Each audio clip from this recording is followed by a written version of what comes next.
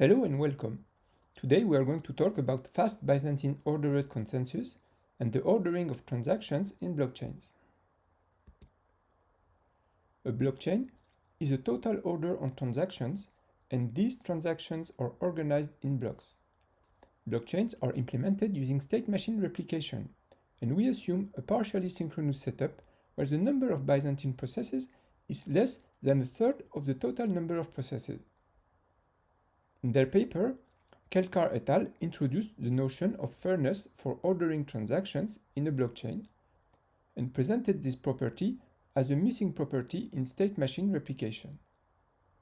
A replicated state machine only requires that the order be identical at each process, but does not specify what that order should be. Why does the order matters? On the left, Alice initially doesn't have any coins. Charlie sends 5 coins to Alice, and then Alice sends these coins to Bob. It is clear that Charlie's transaction should be executed first, otherwise Alice's transaction would be invalid. On the right, if Eve is a Byzantine leader and sees that Alice is buying some specific asset, it knows that the price of the asset will go up. Eve can execute a front-running attack by issuing its own transaction and sequencing it before Alice's transaction. In Byzantine ordered consensus, Zhang et al. Have introduced a property for ordering commands called ordering linearizability.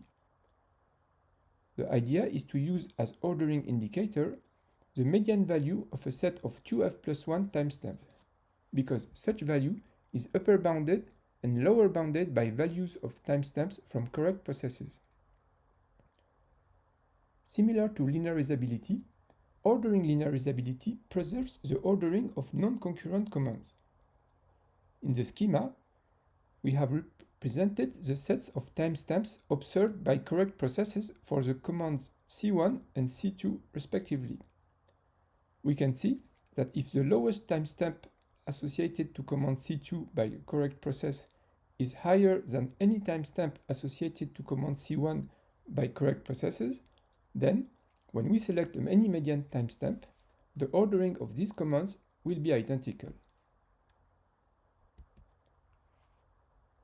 The approach in the ordering linearizability paper is generic and could be used with most consensus protocols. It consists of a sequencing step followed by an agreement step, and thus their implementation requires 11 message delays when using hot stuff for the consensus protocol. What we do is to execute concurrently one consensus to decide whether the transaction is accepted and another consensus to decide its ordering indicator. As a result, the fast path to transaction commit is only 6 message delays. We present two protocols. First, the ordered reliable broadcast, a variant of the reliable broadcast, where each transaction is delivered with a set of 2f+1 timestamps. Then, we introduce the order agreement protocol, where processes agree on a unique ordering indicator for a transaction. During the ordered reliable broadcast, processes piggyback signed timestamps in their messages. As a result, transactions are delivered with a set of 2f+1 signed timestamps, and the median value of this set satisfies ordering linearizability. But due to the effects of asynchrony and Byzantine processes, the sets and their median values are not necessarily identical for each process. Therefore, we need consensus to decide a unique ordering indicator for the transaction. Instead of trying to select one specific timestamp, we introduced an ordering clock with a coarser granularity chi. To each timestamp, we associate an order on the ordering clock. On the schema, delta GST represents the message propagation time.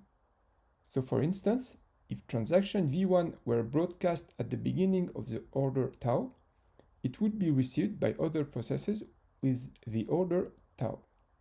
For V2, if we assume that transaction V2 is broadcast at the end of period tau, then it will be received by other processes with the order tau plus 1. For V3, some processes may receive the transaction during tau plus 1, while others during tau plus 2. In the order agreement, what we want is to decide a unique order for the transaction.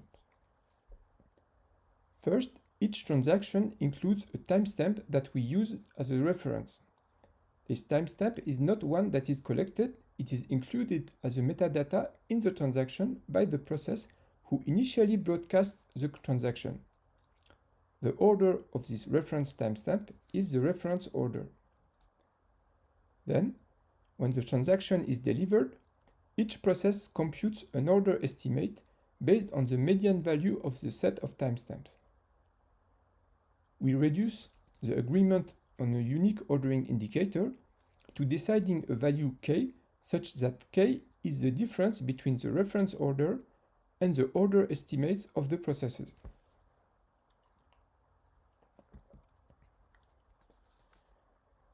In order to find k, processes execute successive rounds of binary consensus starting with round 0 and stop whenever the consensus outputs 1. If the consensus instance of round R outputs 1, then the decided ordering indicator is equal to the reference order plus R. To be accepted, an ordering indicator must be the order of a timestamp that is upper bounded and lower bounded by values of timestamps from correct processes.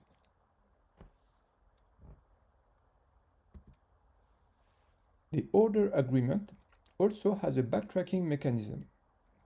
Suppose a network adversary prevents reaching consensus on any valid value.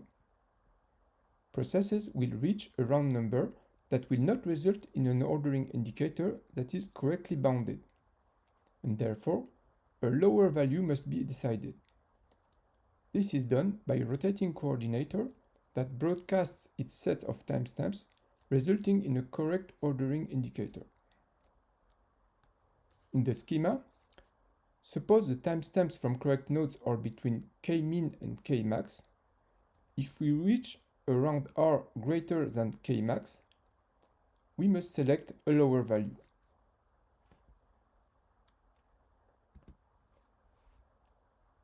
Now, how does the value of the granularity chi of the ordering clock impact the number of message delays?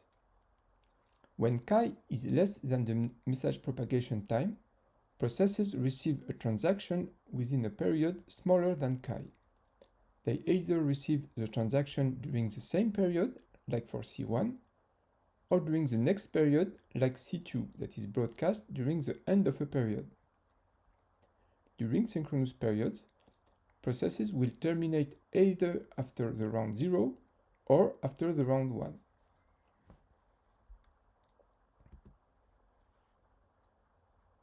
We execute the consensus of rounds 0 and 1 in parallel. Whenever a transaction is delivered, we execute an instance of binary consensus to decide whether the transaction is accepted, and concurrently, we also run the consensus instances for the round 0 and 1 in parallel. That is, after 6 message delays, we have decided both if the transaction is accepted and its ordering indicator.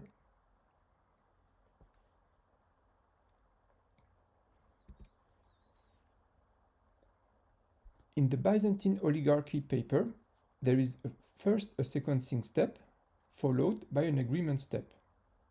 The advantage of the approach is its genericity, as it can be executed before running any agreement protocol. In comparison, we run the agreement and the ordering concurrently, and therefore the commit requires less message delays.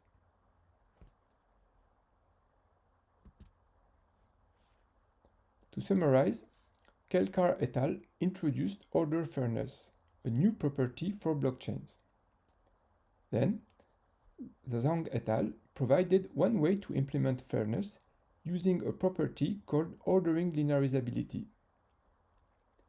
And in our order agreement, we execute the agreement and the ordering concurrently to reduce the number of message delays.